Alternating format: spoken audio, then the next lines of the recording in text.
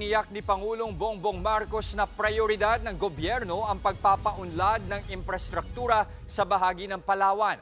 Kabilang dyan ang pagpapagawa ng military runway sa bayan ng Balabac at airport sa Pag-asa Island. Nasa frontline ng balitang yan, si Maricel Halili. Malaki ang papel ng Palawan sa seguridad ng bansa.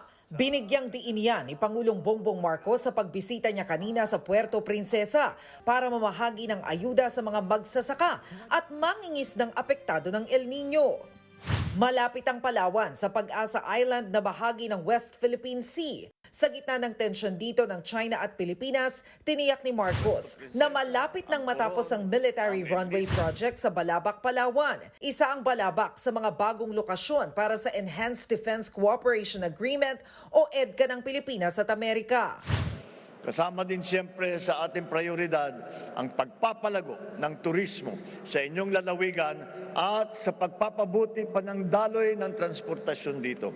Prioridad din daw ang pagsasaayos ng Puerto Princesa Airport Development at Pag-asa Island Airport Development Project. Bukod dito, ipinangako ng Pangulo na aayusin ang supply ng kuryente sa Palawan sa tulong ng Maharlika Investment Corporation, National Electrification Administration at Palawan Electric Cooperative. Bibisita rin sana si PBBM sa Romblon para mamahagi ng ayuda pero hindi ito natuloy dahil sa masamang panahon.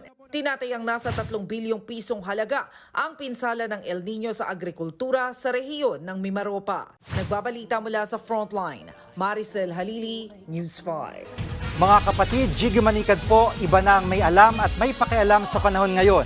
Para sa konkreto, kumpleto at komprehensibong balitaan sa Frontline, mag-follow at mag-subscribe sa social media pages ng News 5.